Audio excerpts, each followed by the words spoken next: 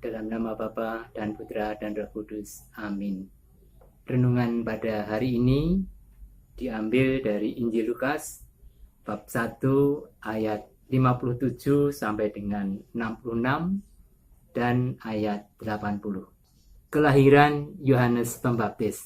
Kemudian genaplah bulannya bagi Elisabet untuk bersalin, dan ia pun melahirkan seorang anak laki-laki. Ketika tetangga-tetangganya serta sanak saudaranya mendengar bahwa Tuhan telah menunjukkan rahmat-Nya yang begitu besar kepadanya, bersukacitalah mereka bersama-sama dengan dia. Maka datanglah mereka pada hari yang ke-8 untuk menyunatkan anak itu, dan mereka hendak menamai dia Zakaria menurut nama bapaknya. Tetapi ibunya berkata, "Jangan, ia harus dinamai Yohanes." Kata mereka kepadanya, "Tidak ada di antara sanak saudaramu yang bernama demikian."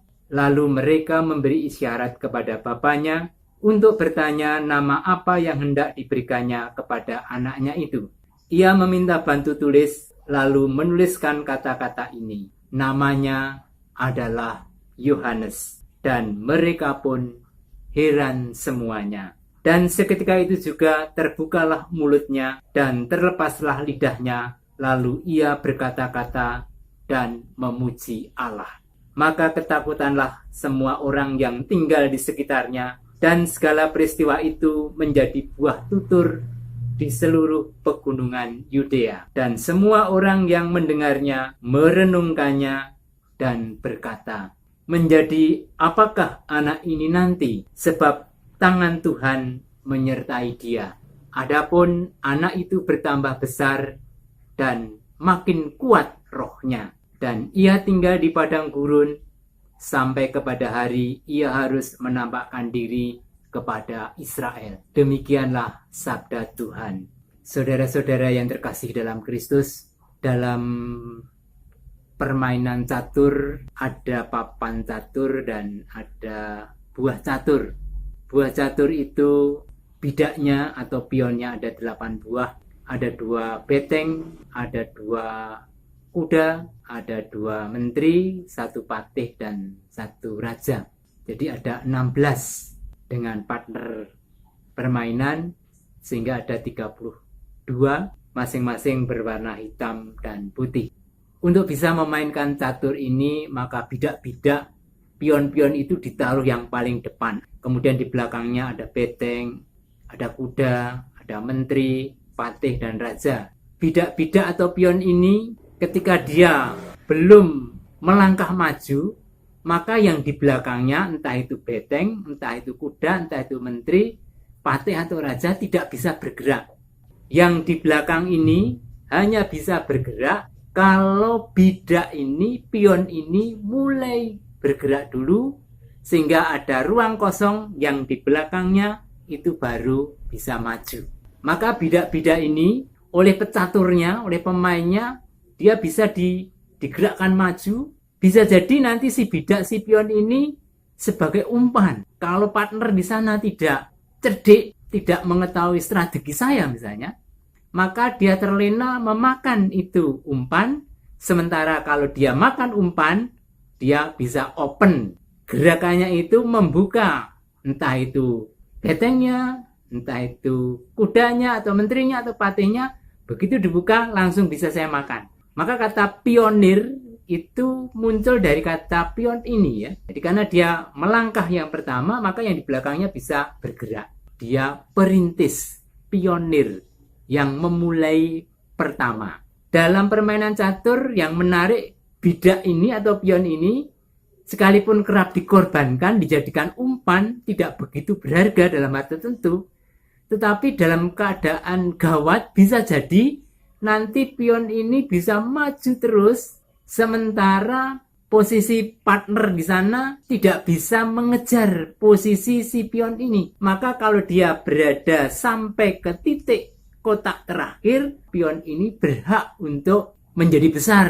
Misalnya menjadi beteng, atau menteri, atau kuda, atau patihnya. Tergantung saya butuh apa. Nah, saudara-saudara yang terkasih, permainan ini membantu saya untuk memahami kisah kelahiran Yohanes Pembaptis. Hari ini adalah hari raya kelahiran Yohanes Pembaptis. Tokoh Yohanes Pembaptis bisa disebut sebagai pionnya, perintisnya, penunjuk jalan. Dia yang mendahului Yesus. Iman Kristiani dasarnya adalah kesengsaraan, wafat, dan kebangkitan Yesus. Kalau Yesus tidak bangkit, maka iman Kristiani sia-sia. Nah, Yesus yang bangkit ini harus dimulai dengan kelahirannya. Nah, Lukas mengisahkan Allah dalam Yesus masuk ke bumi manusia. Allah yang menyejarah, Allah yang menjadi manusia. Nah, Yohanes Pembaptis ini tampil sebagai pionir, sebagai perintis, sebagai penunjuk jalan. Dia kecil, tetapi berbeda dengan dunia catur tadi. Kalau pion itu nanti maju, andai kata berhasil sampai kotak yang terakhir, dia bisa berubah menjadi beteng, menjadi kuda, atau menjadi menteri, atau menjadi patihnya. Tetapi Yohanes ketika tampil sebagai pionir perintis, dia ibaratnya semacam penunjuk jalan. Misalnya di sini tertulis Yogyakarta. Sehingga kalau orang melihat penunjuk ini Yogyakarta, maka ke sana. Kalau mengikuti penunjuk ini sampai.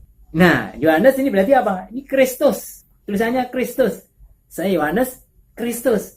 Maka melihat Yohanes ditunjukkan kepada Kristus. Sehingga ketika murid-murid Yohanes dan bersamanya ketemu Yesus, maka Yohanes menunjuk, lihatlah anak domba Allah. Murid-murid Yohanes mesti mengikuti Yesus, bukan mengikuti dirinya. Yohanes ingin agar Yesuslah yang semakin besar, dirinya semakin kecil. Kita sebagai orang Kristiani, kiranya roh Yohanes ini, semangat Yohanes ini, Yesus yang makin besar, saya harus makin kecil. Inilah yang mesti terjadi. Kita pun bisa menjadi pionirnya, perintis bagi orang-orang lain. Ketemu saya seperti ketemu petunjuk Yesus.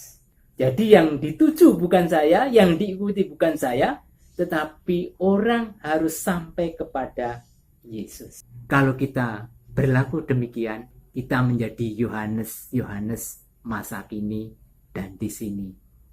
Salah satu yang bisa diambil ketika melihat Herodes mengambil istri saudaranya, istri Filipus yaitu Herodias, Yohanes langsung menegur Herodes, tidak halal mengambil istri saudara. Tapi karena Herodes penguasa, resikonya Yohanes tangkap.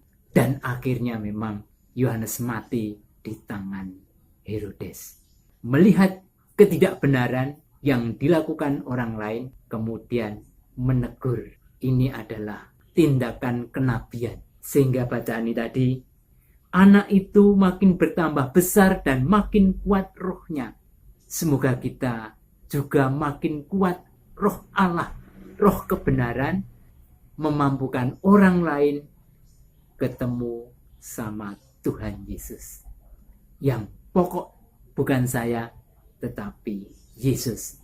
Aku harus makin kecil, dia harus makin bertambah. Baik, kita renungkan ini dengan menyanyikan lagu Dia Harus Makin Bertambah, Ku Harus Makin Berkurang.